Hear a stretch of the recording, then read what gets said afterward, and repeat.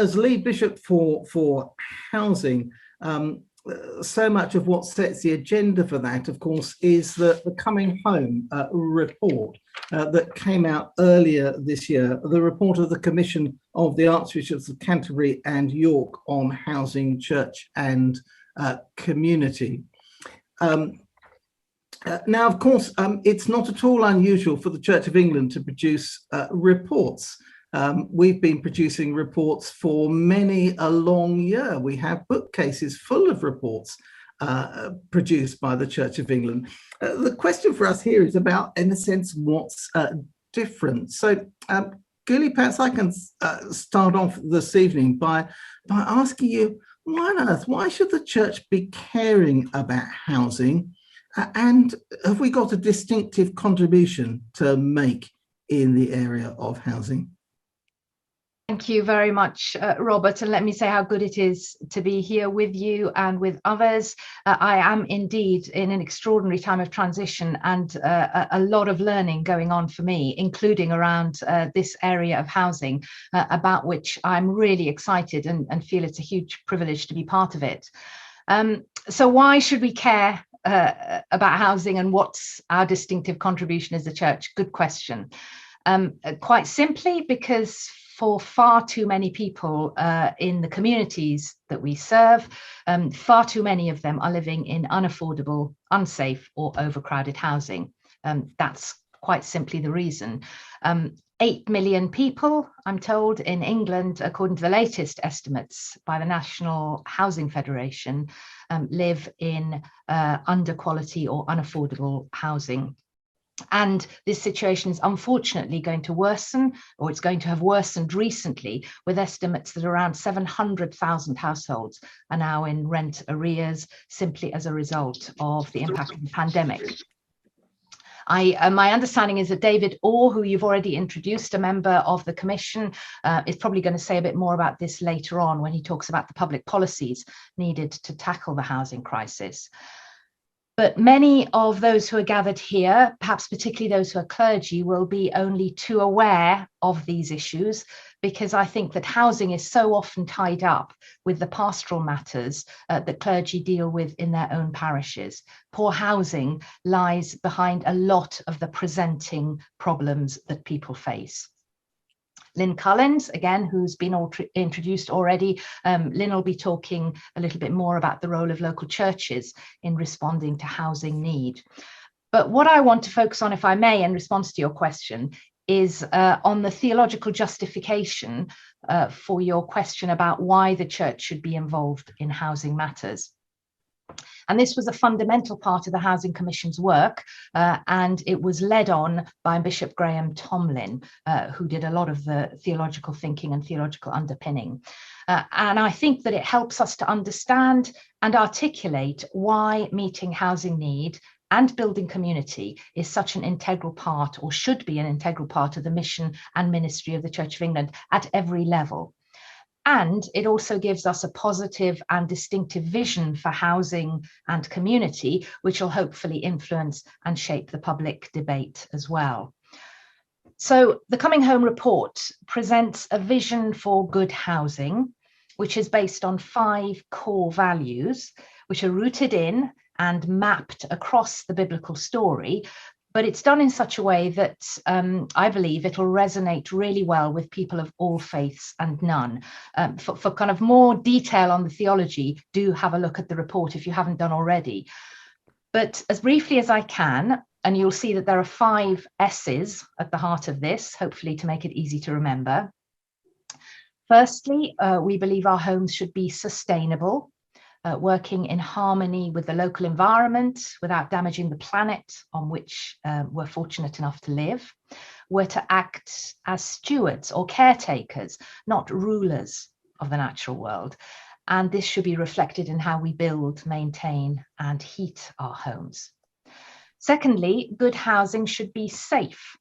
Our homes should be a haven or a sanctuary, free from the risk of unwanted intrusion, whether it's by people, pests, hazards, disease, and so on.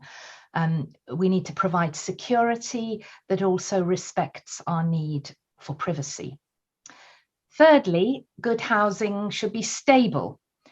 In order to build strong communities, people should be able to buy or rent homes that are truly affordable where they have their work and their support structures, so that they can properly put down roots and build healthy lives without the fear of being priced out and having to move on. Fourthly, good housing and communities should be sociable, with space for hospitality inside and communal spaces outside where people can get to know their neighbours and feel part of a community. And fifthly, homes should be satisfying, places that we enjoy living in and we delight coming back to, making the most of good design and new technology. Our homes, if you like, should be a foretaste of God's kingdom in the language of faith. A foretaste of our true home when God makes his home with us and amongst us as envisioned in the book of Revelation. Now, unfortunately for too many people, our vision for good housing falls short of what is their reality. Their homes and their communities are unsustainable, unsafe, unstable, unsociable, and unsatisfying. And I think that we can and we must do more as a nation.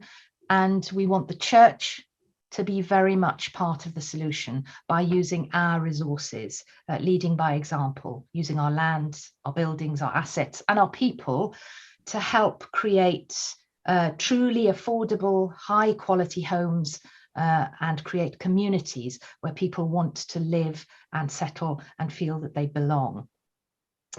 And there's one other essential element to consider if we're going to hope to solve our housing crisis, one which lies at the heart of the Christian story, and it's another S, and it's sacrifice. And this applies perhaps particularly to those of us who would call ourselves Christians as the body of Christ. But I think it's also an important theme that we have to find a way of feeding into the broader public debate about housing. And let me just say a bit more about that before I stop. At present, the cost of the crisis, the housing crisis, falls largely on the poorest, those who are living in unaffordable and substandard housing. But the housing crisis won't be solved in the end without a willingness on behalf of everyone, all the actors in the housing market playing their part. Homeowners, landlords, developers, landowners, and governments, and all of us individually, actually, to share the burden. So if I may, I'll just give you a few examples of what we're envisaging. So homeowners, for example, we think shouldn't necessarily expect the value of their housing asset to rise year on year. And should perhaps resist the temptation to oppose new developments in their area. So a sacrificial element for homeowners. Landlords should ensure that the financial return that they seek on their property isn't at the expense of providing a good home for their tenants. Developers could take into account the environmental and the social, as well as the financial benefits of any new development that they're working on. And then finally, landowners. Landowners perhaps shouldn't expect to receive such a substantial windfall whenever planning permission is given to them on their land. So that's just a few examples of how we envisage sacrifice might play into this, but I'll stop talking now, Robert. Julie, thank you. I mean, it's a fantastic introduction to the report, and I love those. The 5 S's are really helpful: sustainable, safe, stable, sociable, and places of delight, and then sacrifice that comes in, and that's where the challenge comes in. That's the bit that will start to make us feel a bit uncomfortable, and that will impact on us, particularly those of us gathered here. I suppose there could be a slight sense in the things that we've got there that this is the church saying these are problems for everybody else. So there's a question that turns around for us as the church, which says, what are we going to do about it? What part are we going to play as the church, particularly the Church of England, in this? And I gather that we're starting that off by sending a motion to synod. We might talk in a moment about what happens, because it's all very well sending a motion, but that's got to result in action. But there's something going to synod, which I think is about the church playing its part. Can you say a bit more about that? Yeah, absolutely, Robert. Thank you for this. And I should say that I don't think this is the start of the process. I think the church has started in all kinds of other ways, but you're absolutely right. We have asked the Church of England's General Synod for a debate on the Housing Commission report when Synod meets again in July. And we'll in particular be asking them to vote on a motion in support of the core recommendations of the Commission's report. So the motion will celebrate the work that many parishes and dioceses are already doing to meet housing need in their local communities, including, if I may say, here in Gloucester, and I'm saying here because that's where we are virtually gathered. And Gloucester absolutely is a shining star here and leading the way and getting alongside I'll polish others. up my halo. Well, I hate to tell you, it's not yours alone. There are several others involved. As a bishop, I know I only ever reflect bask in reflected glory. Oh, stop it, Robert, stop it. No, and I'm really impressed with the way that Gloucester are being generous in this, in terms of getting alongside others, not least Chelmsford, where I'm based, and we're very grateful indeed. And Lynn will be saying again a little bit more about the work that some parishes are already doing. But back to the motion at General Synod, crucially, the motion is including a clause that says addressing housing need and strengthening communities is an integral part of the mission and ministry of the Church of England. And I want to emphasize this. I think it's important because it affirms the work of those who are already engaged in housing, either with their church or perhaps professionally, but it also challenges those who don't yet see this as part of the church's mission. So the motion we're proposing will also endorse the Church Commissioner's commitments to the UK Stewardship Code and to managing its strategic land portfolio, which is not inconsiderable, in a way that takes full account of the social and environmental, as well as the financial benefits of any new development. And for me, it's absolutely crucial that the national church, as well as the local church, needs to lead by example. If we want our recommendations to be taken on by others and implemented by government, then our own credibility absolutely depends on the extent to which we ourselves can demonstrate the core values in the use of our own land and resources. And it's probably worth saying also that the draft synod motion seeks to clarify the legal position in relation to the disposition, in relation to the disposal of church land. At present, there's a certain lack of clarity, and others will know this better than me, around the term best value, which is preventing the church from using its land and buildings for social or environmental benefits. There are already lots of examples of dioceses and parishes selling land at less than full market value on the basis that they can provide best value in other ways through furthering the mission and ministry of the Church of England, including through the provision of affordable housing and community spaces. So I think this is about emphasising that there are other ways of understanding best value other than just in monetary terms. And then further down the line, we're also hoping that new powers will be drafted to give dioceses additional flexibility to use their land for broader missional purposes. Where there are currently restrictions on this, for example, on glebe land and what has to happen to it. So perhaps I just ought to say also that none of these changes are going to force dioceses to do anything with their land that they don't want to do, but it will hopefully provide the freedom to do what they believe will contribute most to furthering mission and ministry in their particular areas.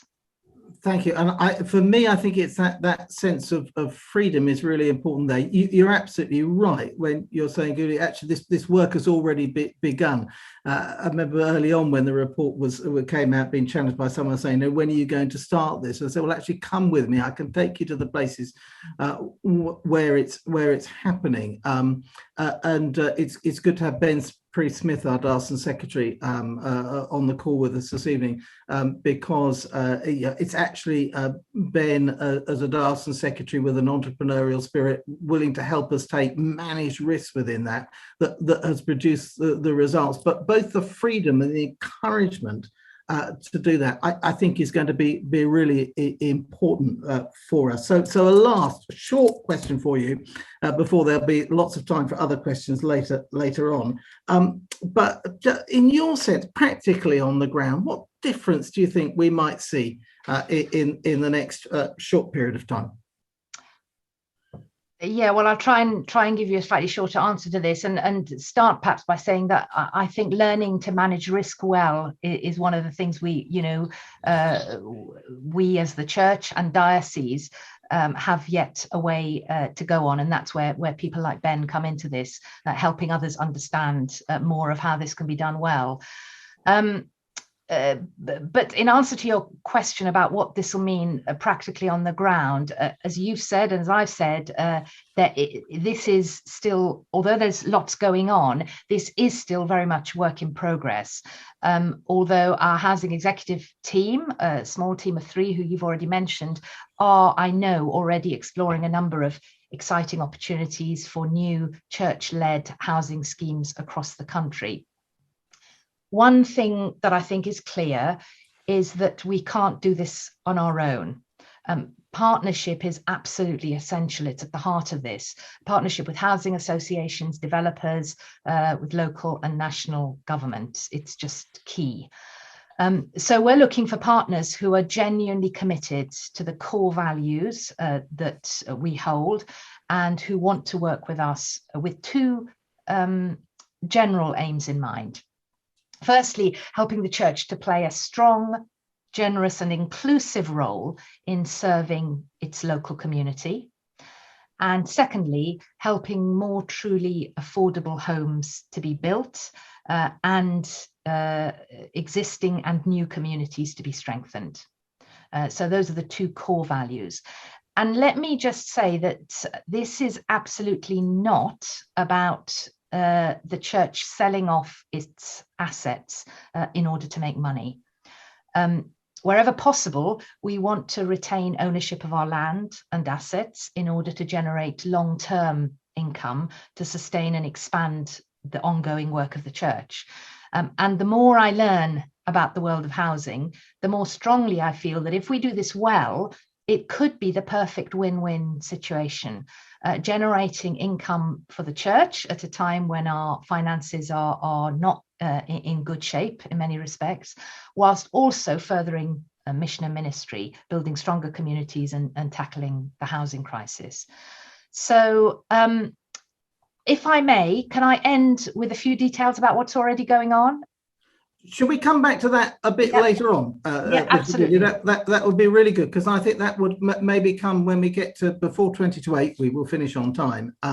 Let's pick to those things which are happening. I just want to say thank you for that masterly introduction to what's going on in the report here and the difference making. I love that sense of kind of join up at the end, because of course as a church our commitment, really all of the assets, everything we do, all of our people, it's about investing back into into community. I was once asked what business of it was the church to be involved in housing community, and I said, well, it's something we've been doing in this country since the year 597. We're quite good at building community. We've got longevity in it and a commitment to it. So thank you for that. There will be time So quite a bit of input at the beginning. There's going to be time for some work in groups, and then some questions and reflections later on in today. But Guli, thank you for that. Let me come, if I may, now to David Orr, who was a member of the Archbishop's Commission. Put this together. David, your experiences as Chief Executive for the National Housing Federation, clearly housing, it kind of goes right the way through you, is very much a part of who you are. There's more information about your background in the paperwork that comes with this, but it'd be really good. We've got a few minutes to hear from you now. Thank you, Robert, and thank you for the invitation to take part in this conversation. And you're right, housing is kind of what I do, really. It's what I've been doing for far more years than I care to remember. And it's something that I have been trying to make the case for in any forum possible, that it does us no good as a nation if we're not able successfully to house all of our people in good, affordable, and then safe, sustainable, secure, all of this, the 5 S's are things that anyone I know who's got any involvement in housing would sign up to. And I think it is really important that we have that sense of a shared vision for what we're trying to achieve. And in a way, that is why the public policy part of this report started by talking about the need for a national housing strategy. We need to have a shared vision, a sense that there are objectives that we all understand and that we all wish to work towards. And we don't have that at present. Many countries around the world have a clear housing strategy. Whether you agree with these strategies or not is a slightly different question. But when you have one, you are able to identify what the objectives are and put in place mechanisms to work together to deliver against those objectives. What we know from our government is that they want to see 300,000 new homes built and they want to promote home ownership. I'm afraid that's it. There's no timetable. There's nothing about how many new affordable rent homes there should be as a strategic target. There's nothing about how we should grow shared ownership. There's nothing about the potential role for community land trusts or co-ownership societies. And it is in the end only national government that can create that context. I do think that we struggle in the absence of that, because what we get is short-term initiatives and, frankly, sloganizing. Government has put in place a number of measures that it says are designed to support its ambition to get more people into home ownership. Sadly, they all fail. They all help in getting some people into home ownership, but if you only have demand-side support measures without increasing the supply, actually, the only long-term consequence is protecting the profit margins of the developers and ensuring that house prices continue to rise. We have apparently, in the last month, seen the largest growth in house prices since 2007, so before the global financial crash. This is not good news. This is bad news because it means that more and more people are being priced out of an ability to afford their own home. It is something like 10% of people between 25 and 35 who own their own homes now. A generation ago, that was 35%, 40%. And even for those people, almost none of them can do it without the wealth transfer that comes from parents and grandparents, nearly always delivered on the back of house price growth.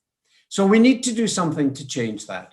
The title of the report is Coming Home, Tackling the Housing Crisis Together. And what Guli was saying about the need for partnership is completely critical. I have believed for years that housing associations and local parishes have a huge amount in common. We are whatever the starting point for it, we are mission-driven organizations, and critically, we exist all over the country, and we are in every parish and every community, and we are there for the long term. We're not just going to come, build some houses, sell them and leave. We're there for the long term. There ought to be really strong partnerships, and there already are, and something very positive to build on. We have said to government that we need to move away from defining affordability as a relationship to market rents and start, which actually means nothing. I mean, you know, can I afford 80% of a market rent? Who knows, unless you've got some sense of how much money I've got. Affordability for anything is a consequence of the relationship between the price of the good and the income that you have to be able to pay for it. So we should be going back to an acceptance that affordability is actually about, well, internationally accepted parameters are if you're paying more than a third of your income on your housing cost, your housing is not affordable. That doesn't matter if you earn £20 million a year, but it matters greatly if you earn £12,000 a year. And so we really have to rethink some of those things.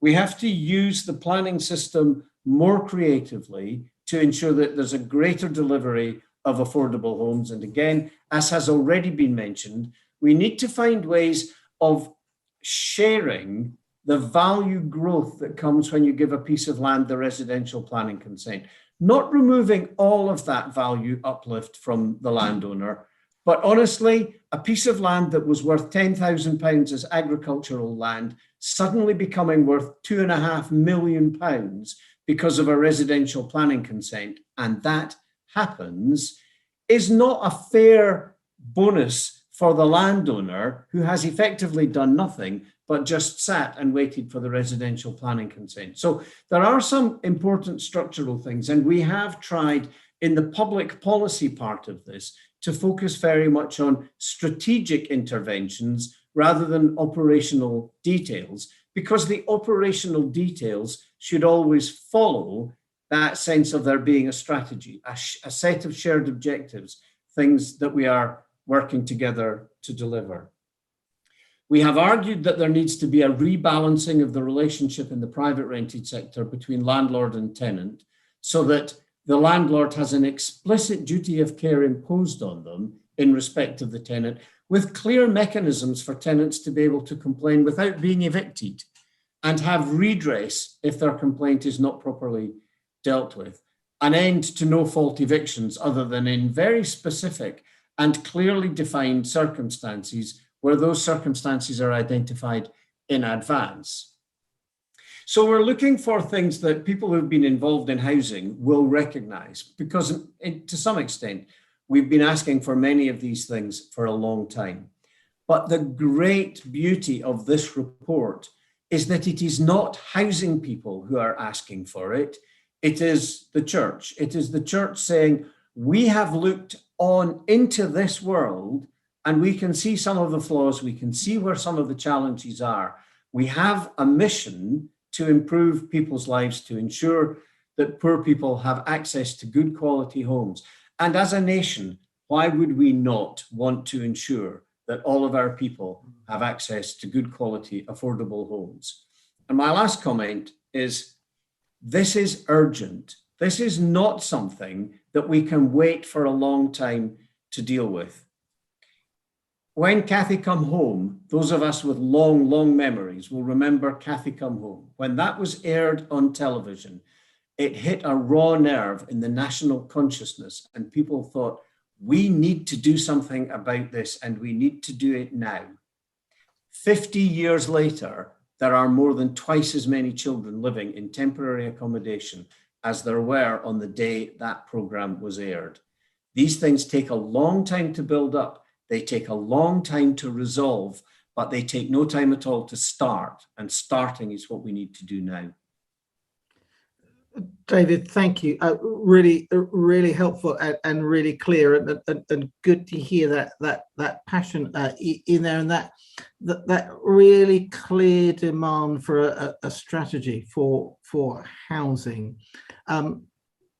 lots of things in there that I'm sure we're going to come back to, and I can see some of that starting to happen in the chat already, and that will feed the conversation we're going to have a bit later on.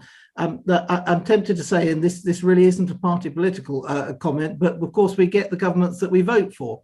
And that goes back to something Bishop Gooley, you were saying earlier on about sacrifice and actually what we want. And so in a sense, in arguing for that strategy, then it has to be us as a nation in saying what is it that's important to us as housing, and maybe some of us with vested interest, or some of us who are feeling secure actually looking out as well. And that's why I'm really pleased that picking up from that, we have Lynn with us, Lynn Cullens, who's a rector of Stockport and Brennington and chair of the National Estates Churches Network, a really significant body within the life of the church. And Lynn, it'd be really good to hear from you, and then to kind of to earth some of that in the experience of parishes and of communities. And then after that, we'll move pretty quickly, I think, into breakout rooms for some conversation in groups before we come back together for some further question and discussion. But Lynn, over to you. Thank you, Bishop Robert. Yes, so as you've rightly said, I am a parish vicar, and I was with the Commission for 2 years. And that was the lens through which I viewed this area of work. You know, how deliverable is this? How realistic is it with time poor clergy, etc., etc., and especially given the year that we've just had with lockdown. As Bishop Gully said, 8 million people in England are living in overcrowded, unaffordable or unsuitable housing. 4.3 million properties are considered to be in a non-decent condition in England. Those statistics, some of the other statistics that we've just heard, are really grim around the housing crisis, and they're big numbers. We could feel at parish level really powerless to make a difference, but we believe as a commission in the Coming Home report, in what we've put together for local churches, that every parish, every church can take some action. I'll explain what we mean by that. As you've already said, both Bishop Gully and Bishop Robert alluded to the fact that this work is already underway. But whereas 90% of local churches contribute in some way to meeting needs around food poverty, less than 20% are active in meeting local housing need. And then it's usually in the form of crisis or emergency intervention, so pre-lockdown in the form of night shelters or something like that, for instance. The Coming Home report recommends a series of recommendations. There are 7 in all, and they're there to raise awareness of a range of ways that local churches can impact local housing need positively.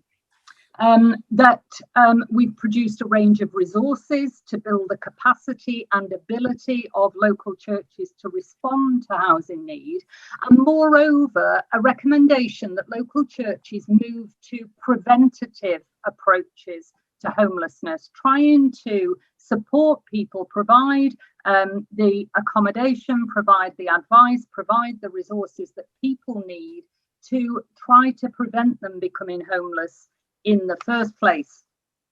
So just briefly, I will go through the recommendations, and I'm just going to, I know Chris shared this earlier, but I'm just going to send the link through again. If you access that link, you will see that there is a full version of the Coming Home report, which is over 100 pages, takes about 2.5 hours to read, but it's a good read. And there's also an executive summary, which is only 17 pages long and really distills the recommendations and the vision of the report very well. There's also a link on that to the Housing Justice website where the local church resources sit. So please do have a look at that link either now or after this session.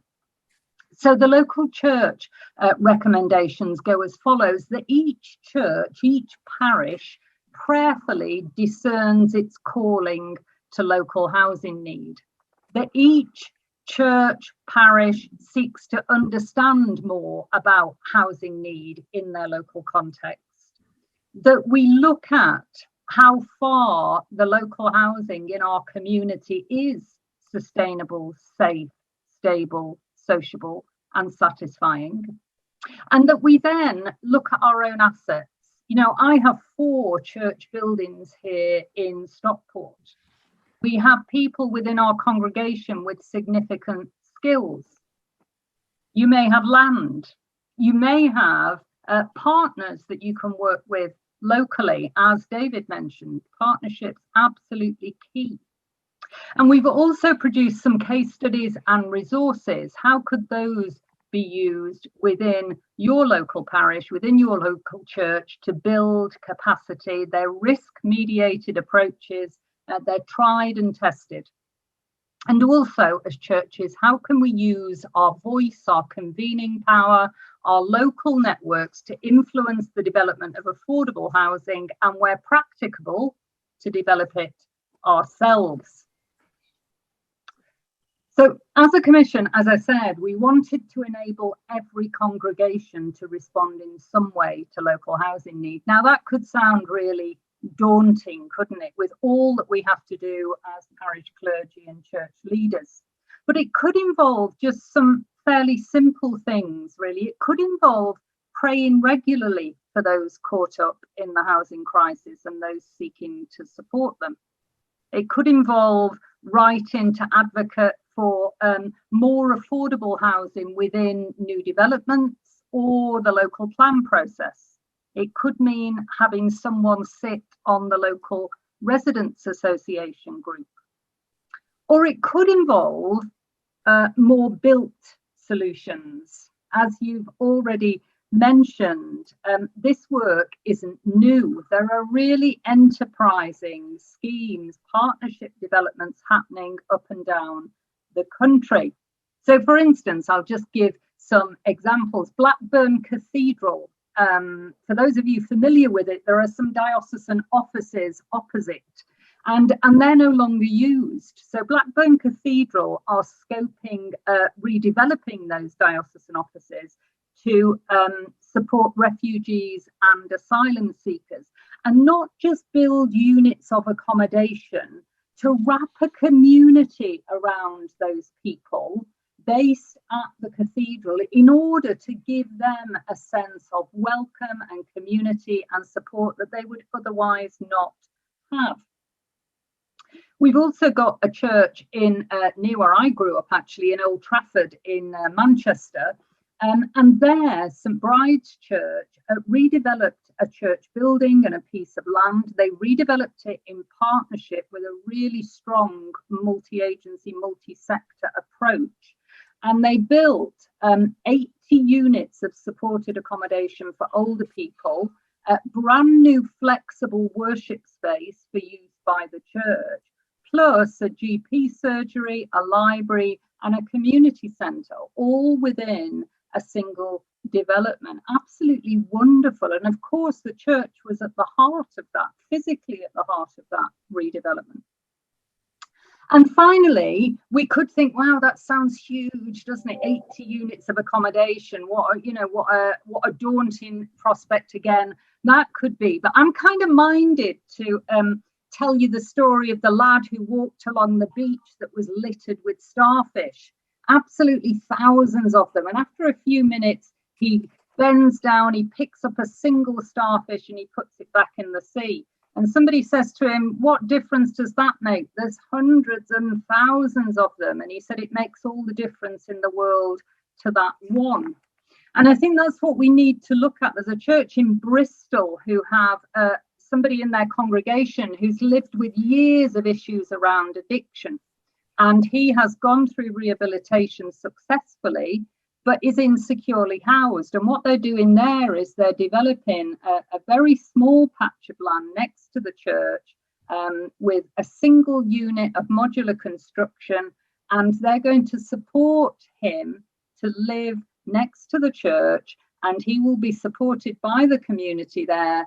and as he moves on, they will support somebody else. So it doesn't have to be great things. It can be small things done with great love, as Mother Teresa says. Preaching the gospel in bricks and mortar in our neighbourhoods is the way that the report terms it. So a final piece just about the resources. It'll be very quick. If you go on the local church resources section, you'll see they fall into 4 parts. There are theological resources. There's a 5-week off the shelf that you can just pick up and run with Bible study on housing need. My parish have just done it. They loved it. They're enthused. They're firing off in all directions. It's wonderful. There are a series of case studies, over 40 case studies showing a real range of different approaches up and down the country, from housing advice surgeries to built solutions to partnership approaches, all different approaches there to inspire and enthuse and motivate. There are some how-to guides, 20 how to engage missionally with areas of new housing, written for us by the New Housing Hub, all theologically rooted, really, really interesting, innovative guides those are. So please have a look at those. And finally, specially written development guidance for local church context, looking at what some of the barriers and challenges for local churches can be in development and how you might overcome those. So to summarise, the action suggested for local churches is have a look at local need in your context, look at what you can do to help, look at the resources, and be prepared to use your own voice and power to advocate for those in housing need. Thank you, Bishop Robert. Lynn, thank you very much indeed. And I think you've got a glimpse from that of the passion that lies behind this report. We're going to go into groups in a moment, but I'm going to ask, I'm going to really challenge them to do it in one sentence.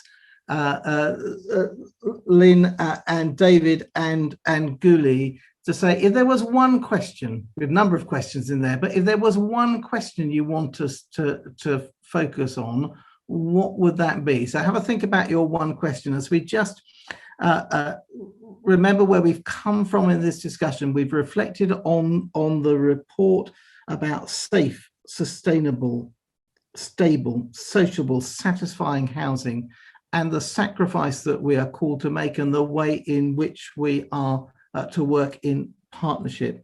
We've thought about government policy, or the need for government policy, for a joined up policy as to regards housing, which really addresses the fundamental issue of the so many people, 8 million people in this country living in overcrowded, unaffordable, substandard housing and growing. And we've thought about what that means in terms of the communities, the places where we live, and the small steps, that starfish that goes into the sea, that one beginning. So as we prepare to go into groups, Bishop Guli, have you got one simple question that you think it would be good for us to focus on? And then David and Lynn, I'll come to you. I gave you no notice of this whatsoever, so apologies for that. But thanks, Robert. My pleasure. I mean, I'm just conscious that we have probably quite a variety of people here who can engage with this in different ways. So I guess I'm interested in the question: how can each of us, according to our context, play our part, and who are our partners? Okay, so how do we play our part and who are our partners? Bishop Guli, thank you very much. David, one sentence, one question from you. The good news is that mine kind of builds on that. What leadership role can the church play nationally and locally to be at the forefront of ending the housing crisis? David, thank you. Anyone would think we had this planned. Lynn, question. This is where it falls apart, Bishop Robert, because you shouldn't have come to me last, because they've asked the great questions that I was going to ask. But I would say, as you've said, we've got a mix of people on this call, from probably from all faiths and none. But actually, this housing crisis is a social justice issue. Somebody said this report is an invitation to act as a catalyst for social change in your neighbourhood.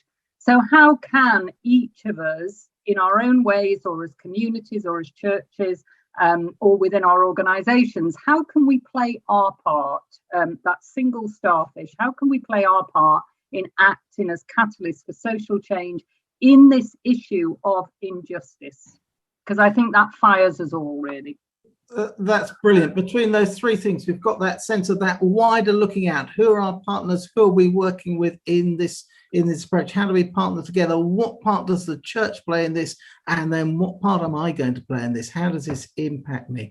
We're going to go into groups, you'll be really pleased to know. And we're going to do that, I think, let's go for 15 minutes. Well, let's be generous, Lucy. Let's have, can we make it 17 minutes? We'll shave a bit of time off into groups. And if you can think about those things, partners, the church, us as individuals, and if the church is not your background, come back and challenge us on that, please. We need that challenge from you as we want to challenge each other.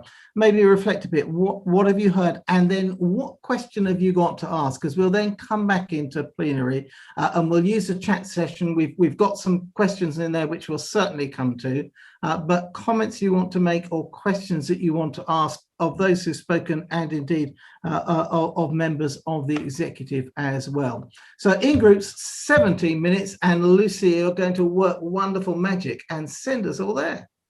Gosh, I have to compliment the quality of the IT on this. It rarely works as slickly as it has done just now. Lucy's had a lot of practice. Lucy is amazing. Lucy and the comms and engagement team here have been doing a fantastic job. Yeah, here, I agree. Yeah. Fully expecting a few minutes of, oh, this isn't quite doing this. Yeah, that's right. Oh, James, you've put me under pressure now. That's it. Lucy, you've delivered. It's done.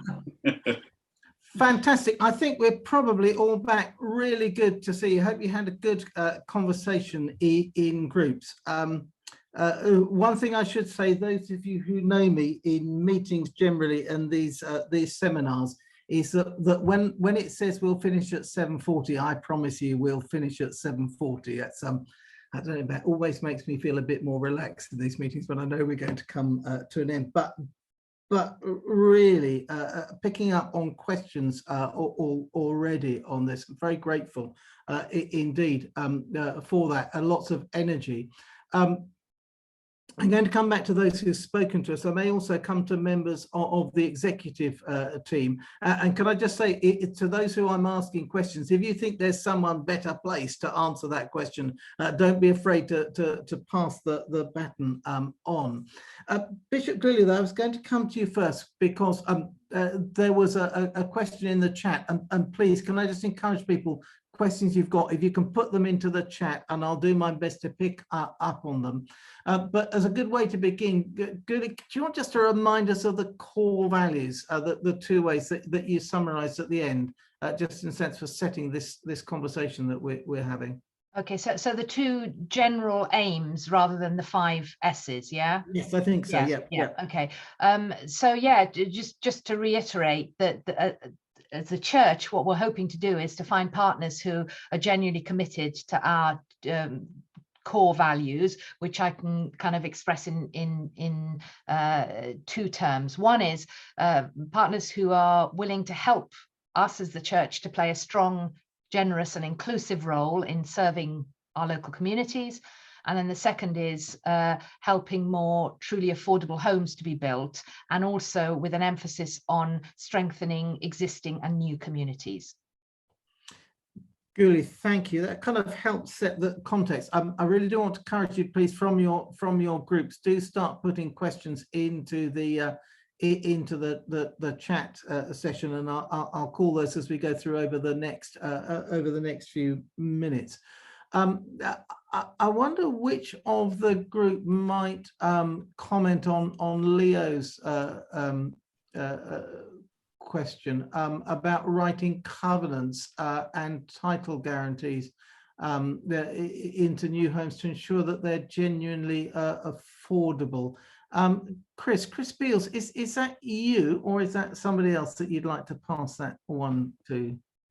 I can make a quick response, which is, I think what Leo is saying is very important. And in a conversation we were having the other day with the Ministry of Housing, it was really good to know that almshouses, which of course are owned by a charity and therefore cannot be subject to right to buy, are eligible for government support. And if we can actually find ways of encouraging the church to get back into what it's done for 1,000 years, which is building almshouses, then they could be forever for the benefit of their beneficiaries. But that's not always the case. And I think what Leo is saying about trying to find some way of ensuring that homes aren't just bought and sold on is really important. There are rural rules as well, so not all rural affordable homes have to be sold on. It certainly seems to me it's a really key thing. I know from my experience as a parish priest that actually the benefit of those covenants for protecting and ensuring the purposes for which things were established. We've got Ben Priest-Smith, who's a Diocesan Secretary at Gloucester and a member of the executive. Ben, I don't know if you really want to pick up maybe partly on the question of almshouses and the church. But there's a question also for Diocese about how do Diocese get started on this? So Ben, I want you to comment on those two things, almshouses and how do Diocese find a way to begin, particularly when we're all kind of struggling a bit at the moment, coming out of the pandemic, not so much money around the place. Ben, I know you're out and about the place, so I'm not sure we'll be able to see you. But, that's all right. Yes, I'm doing my principal job of being a father at the moment, I'm afraid, as well. So I'll do both together. Yes. So in response to the question of almshouses and how do we secure ownership for needing for beneficiaries that we seek to help, rather than just escalating house prices, there needs to be some structural reform, and the church needs to be looking at owning these assets for longer. So one of the interpretations of the report is we simply make our land available and pass it on to others. I think in the work that we've done over the past few months, it's been quite clear that we need the church to own its land for longer and to be involved for longer, whether that's through almshouses, housing associations, whatever. We need to maintain responsibility for that. So there's something to be done with covenants, something to be done where houses are owned. But we are very aware of that issue, and that is a concern. The church is not particularly structurally set up to do this, and so we are looking at church structures. And I think that comes on a little bit to the question about diocesan finances and capacity. The church, as a number of people know, is divided up into around 40 dioceses across England, roughly county size. What's very clear is the capacity is different amongst dioceses, but also it's probably insufficient even in the best resource dioceses. It's probably insufficient. So we think this is a real opportunity for mutuality of work across the church to ensure that we're all better resourced and better able to deliver this. One of the important things is this is not a cost exercise. There's many initiatives in the church that cost a lot of money. Actually done well, development produces an income stream, whether that's capital receipts or long-term rents. And we believe that's important in building this model. We're not seeking to take away from other forms of church or other parts of the church, but to build on that. The reality of our glebe land, so our main investment assets in Gloucester, if we just left them for agrarian use, they wouldn't fund one priest in the church in the diocese. It's quite an expensive business to manage land. Equally, there's challenges on diocesan finances to fund anyone to look after that land better. And we think actually sharing and pooling our resources, possibly even pooling our land together, might be a way in which we can deliver that better across the church. But the short answer for now is if you're short of capacity and want some help, as Gully has said, we're trying to do in Chelmsford. That's part of what the executive team is doing in the very short term. We think there are long-term answers to be done. Ben, can I? That's really helpful. I'm going to move on to someone else first, but let me just ask you while you're there. Tim Bailey has said that the church is a hugely powerful partner for others. How can the church be more open to what those partnerships may be? Any thought from you about how do we open up ourselves as a church that we're clearly there for partners? So I think part of the work we're doing as the executive team is to meet with almost everyone in the Church of England, everyone in the development sector. And part of that is about filtering some of the opportunities for other parishes and dioceses to be confident that they're dealing with good partners. We've met some amazing people doing great things in the housing sector. The difficulty with lack of capacity at parish and diocesan level is there's not a confidence in how that is. And we know that's worked because that's how we in Gloucester got involved through housing justice work and faith and affordable housing. They did the sifting for us. They showed us good partners to work with, and that's been how we've managed to get in the sector. And we think that's an important role, is to give people confidence in who they can partner with. Thank you, and certainly that connects to some of my experience of some of these groups that we've put together, and actually the church really being challenged to be more positive and to be much clearer in saying what we have to contribute. I know one planner is saying actually the problem is the church has been keeping its light under a bushel, and actually you need to be much more open about the difference we can make.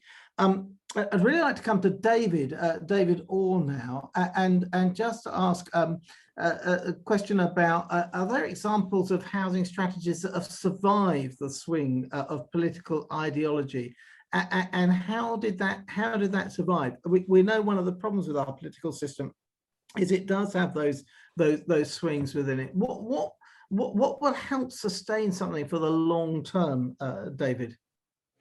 So.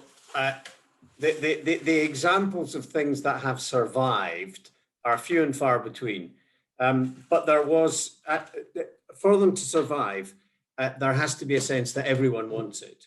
So in the immediate post-war period until the early 1970s, there was a view across Labour and Conservatives that we needed to build a lot more homes, and particularly the mechanism used then was council houses. And that was not argued. The only argument in that period was how many and who would build the most. The right to buy has, I'm afraid, hung around like I was going to say like a bad smell. That might not be the best way to say it, but the right to buy is very interesting, because what it did was to mean that a good that had been designed to be something that was available for poorer people in perpetuity became something that was actually a means of individual wealth creation and asset growth. And for those people who were lucky enough to be in the right place at the right time, and that's what it was just a phenomenal, brilliant gift. But for the housing system generally, and particularly for poorer people, it has been fairly catastrophic because we didn't replace those low-cost entry point homes for people on low incomes. So that has hung around. Interestingly, if you look not very far away to Scotland, you will see that whatever the strengths and weaknesses of the government there has been a housing strategy in place which is renewed every 5 years with clear, explicit targets for building new homes for rent. And they have met those targets in each of the periods that they've done it. So it is possible to do, but the big challenge is finding a way of taking the politics out of it. Can I jump in on that one? I'm not sure whether that's kind of permitted in the agenda. Yeah. Go on, James. I was going to follow up on that. So James, come in on that. So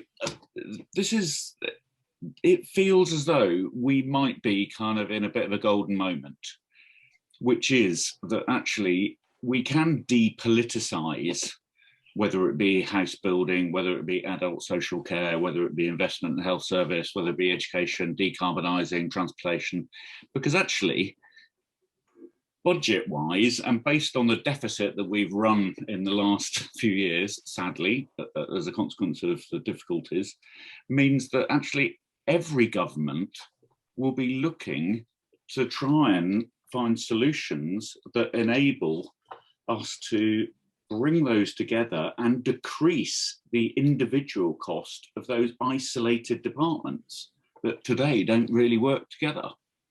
So I think if the Church of England could kind of take that leadership position and articulate in support of, I mean, actually, if you think about it, the NHS have talked about it. I mean, it's think of Andy Burnham, various, and a good number of C of E, and actually the Right Reverend Welby equally has articulated it. This is the moment to actually articulate the way in which we create a society that looks after everybody is the integration of all of these things, and actually the Church of England could be at the heart of it.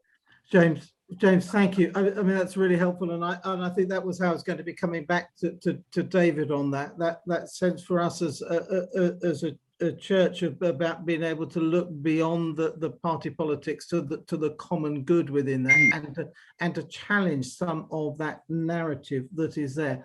So much more that we could pick up on that. But Lynn, I just wanted to come to you. About a question then. We see all that stuff about diocese and the national the needs of the national church.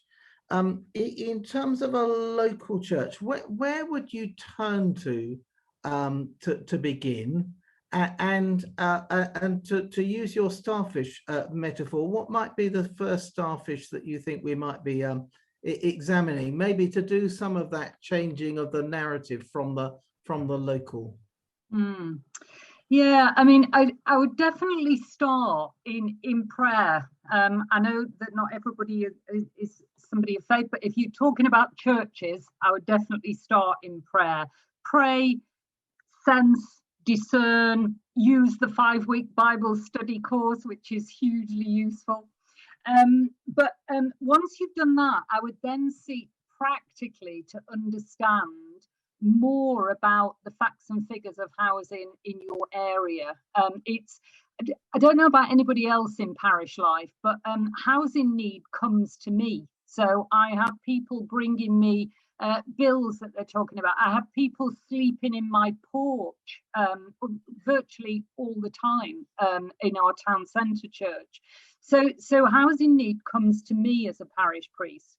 You know, I find local housing providers, housing associations, and the local authority hugely helpful if you contact them and say, we are interested as a parish, as a church, in meeting local housing need and doing what we can to contribute to the local picture.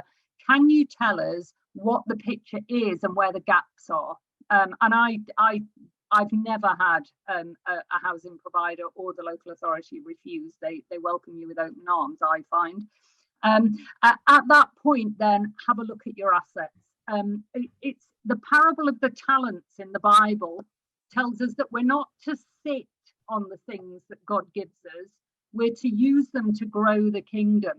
And so to what extent are we passively sitting on our assets, on our built assets, on our assets of investment, on our skill bases, and how could we look through those and actually use them to grow the kingdom, to meet the needs of some of the most vulnerable in our communities? So to have a look at that. Lynn, thank you. And I think for me, actually, you're starting in prayer. That kind of opens our eyes to see what's happening. I'm really grateful for that as you speak to the church communities, for all of us, seeing the reality of the situation that's around, as you say, coming on your doorstep. Thank you so much for that. Nick Pollock, I wonder if I might come to you, because there's a comment from Mike Dawson, an absolute hero of Gloucester. Mike, you've been with us on this journey right the way through, working, overseeing so much of our planning. But a question at the national level about, could the church bring partners together from the various sectors to give cross-sectoral leadership? Nick, I wonder from the executive point of view, is that something you might like to comment on? Nick, are you there? Oh. Nick was having some problems with his system, so... Chris, why don't I bring you in on that one? Right, well, if Nick does come on, it would be great to hear him. But yes, I've just done a little response to Mike, because I should just say Mike is Chief Executive of Tewkesbury Council and has been a great ally for the diocese and has really opened doors. He's provided training for our network of connectors. He has invited us to get involved in development of affordable housing, and he's also helped us to engage with discussions about the new garden town for Tewkesbury. So I think that what he is providing for us is very important but very challenging. And in his note there, he's telling us that we should be bolder as we engage with government and others. And I feel that we really should. And more than that, as we begin to exemplify good practice, which I trust and hope and pray that's what we're going to be doing more and more of, so it puts us in a stronger position to say to government, look, this is the way that we believe government should be moving. Yeah, no, thank you, thank you, Chris. And like you, I mean, one of the things that I'm really grateful for, Mike, is for your challenge to the church to be bolder in doing those things. I think, and for those of us, particularly in church leadership, to hear that sense of your saying to us, actually, frankly, sisters and brothers, you're being too timid. You need to be bolder in the invitation and in the engagement. Great to see all the questions coming through. We're going to keep those, and I'm sorry I can't come to all of them. Nicola, I just saw your question there, and I do want to pick up on that. And actually, Ben, I'm going to come back to you if you're still there. It just says, from our group, was a desire to use church parish land for housing, but feeling restricted by the diocese, slowing things down. Come on, Diocesan Secretary, are we as a diocese slowing things down? I think there is variability across the diocese in terms of the response to this piece of work. Hopefully in our diocese, we've had a good track record of working with our parishes to enable this to happen. It comes back to something that was said earlier. There is a big fear and misunderstanding over what best value really means. And I think best value, we've always been very clear, and the trustees have always voted, best value is best value for the gospel. Now, that might sometimes be finance to release other parts of our ministry to deliver the gospel, but it is a real challenge. And I think that the structure of the Church of England is not helpful for this piece of work.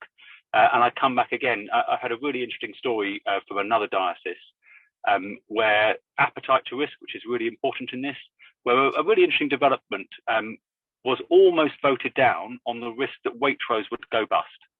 And that, unfortunately, is the fact that we are not set up with people who understand development and the risks of taking these sorts of issues forward. That's not our structures. And so we do need to look at structural reform in the church to be able to affect this better. And that is actively on the radar of the Executive Committee and the Advisory Board to try and drive those changes. Because it is a problem. It is bluntly an embarrassment to the church so often that we claim to speak for the poor with one voice, and with another voice we say no to them. And so we do need to really address that. Thank you, Ben. There's going to be some anxious, sleepless nights across bits of Gloucestershire on the thought that Waitrose might go bust now. But Mike, you're absolutely right. It is risk analysis. And I think there is a challenge for us as a church. I think my reflection is we are quite risk averse. I remember a long time ago as an archdeacon doing some pastoral organisation, and somebody saying to me, we need you to do the barest amount minimum for us to get by. And yet they'll put that on a tombstone. So boldness, credibility, John, you're quite right in that. And I want to say you're also quite right, I think, about staring the church commissioners in the eye. And as Ben has indicated, there are some fairly robust conversations that need to happen. I think part of my answer to that question about what makes it slow is our own processes, and we need to take a really strong look at that, and that will require us to have some difficult conversations. And I say that as a member of the College of Bishops, but not of the House of Bishops, which of course, Guli, is where you are. That's complication if there was one. We're coming towards the end of our time here. So many good questions there, so much longer we could go on for. I just wanted to come back for a last moment to our three speakers. Bishop Guli, can I come to you first? As you've listened to that, is there anything that you want to share with us? And in particular, I think you had some practical things that you wanted to mention. I'm going to ask you to do that in about 2 or 3 minutes. Sorry about that, but it'd be good just to share your responses to this with us. Thank you, Robert. Yeah, I should say I dropped out, my internet dropped out for quite a few of those questions, so I'm afraid I haven't followed the whole conversation. But I think I want to say briefly, there seem to be several questions about dioceses and how we can encourage dioceses to take part more. I think if dioceses get pressure from their local churches, they're more likely to sit up and think, well, how can we take this forward? I'm hoping that we might in due course be able to offer a Zoom session for diocesan secretaries to hear firsthand from people like Ben and others how this needn't be something we fear, and how it could be something that is win-win both for our mission and ministry and also to help our finances. And then just briefly, yeah, I mean, just to give an idea of some of the stuff that is already going on. So we're working to create a housing investment fund for dioceses and parishes and others to invest in, and we're having a wide range of conversations with people who support our goals to help create truly affordable homes. We're also exploring, this is really important, the possibility of forming a church housing association, and we have a friendly architects firm producing a kind of how-to guide for local churches and for activists wanting to develop their land or assets for affordable homes. And then finally, I do just want to mention the new really quite comprehensive geospatial mapping tool, which takes me to a whole new world that I didn't know anything about before.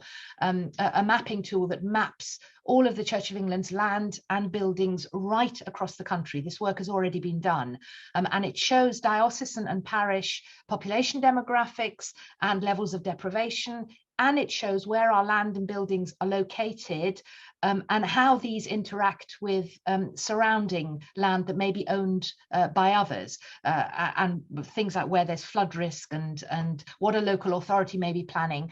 So in other words, giving us the opportunity to see where our land is in relation to other land and how we can look for partners to develop that. And there's loads more that comes out of that, but that's just an idea of some of the stuff that's already going on. And can I just jump in? It's a really cool tool. It's amazing, Julie. It's amazing. Yeah, the mapping is superb. But the great things going on. David, let me come to you. I'm sorry, giving you about a minute and a half.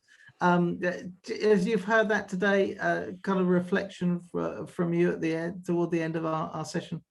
So my reflection is kind of following from a lot of what's just been said, and it's about partnership. Partnerships can be very hard work. They can be time consuming and demanding and soul destroying if you don't get it right. All of my experience is that you can do fantastic things with partnerships if you focus entirely on the things that you share, the objectives that you both share, and how you deliver against those objectives. Too many partnerships founder on people saying, this is where our red line is, so we've got to defend everything behind that red line, rather than focusing on those areas where you overlap and working together can add real value. So I am a big fan of partnerships, but you have to know the basis that you're getting into it. David, thank you. So wise that sense, and I think it's very clearly there in the report, and choosing partners wisely really makes all the difference, and knowing knowing the basis behind that. Lynn, let me come to you as you've listened to all of this in this last minute or so. Just a quick reflection from you on what you've heard. Yeah, just a very quick one. I think the local church is ideally placed to build a community and not just units of accommodation, as we've said. In my breakout group, somebody said that they found the experience of working with the church as follows. The answer's no. What's the question? So what I would say is, please remember that we're in a process of cultural change here. And there are some great examples. This work is already underway, but it will grow, and let's each play our part in making it grow. Let's each fan those flames. Please look at the resources, disseminate the resources around your networks, and we're very much hoping that we're going to build the capacity of the exec team with some more resources to reach out to local churches. So there we go. Lynn, thank you. And can I say a huge thank you to our three speakers tonight, Bishop Gooley, to David Orr, and to Lynn Collins. Can I say thank you to the members of the executive team who are here, to Nick, to Chris, and to Ben. At a personal level, just an enormous thanks to Chris for the work that that we share together, and this tonight happens really because of Chris. It is Chris who brings this all together. So Chris, as always, a huge thank you to you for that. Lucy, for doing all the technology and getting us in the right place. I think there are so many questions. It's been a great discussion. I'm sorry we've not got to everything that's been said. I hope it is a conversation we're going to continue. You've got contact details, and certainly you've got Chris's details and mine, and do come to me, and I'll try and point you in the right direction as we join people together. And Lynn, I love that thing about the answer's no. One of Bishop Gooley's predecessors as Bishop of Chelmsford was famous for saying quite often that he wanted a church where actually the answer was yes. Now what's the question? And I think that there is that. It's how we do the yes is always the challenge. Of course, we might not do it it might not be exactly in the way you expect, but actually that sense of wanting to work together, wanting to work in partnership, and making the difference here. A huge subject, and a great way in this evening. And so thank you. Thank you for that, and Mike, thank you for the question on the housing strategy. I think that comes back to me. So let's have a conversation on that with Ben and Chris as well. As we gather as a diocese, we just keep a moment of quiet together as we give thanks for each other. We give thanks for the partnerships and for the possibilities. And I want to pray a blessing on us, on all that we do, and that the blessings that we receive may be a blessing to those in our care. Thank you, and a really good evening to you. We will keep those comments on the chat and work with them. 7:41. I've kept you a minute later. Thank you. Have a really good rest of the evening. Very grateful indeed.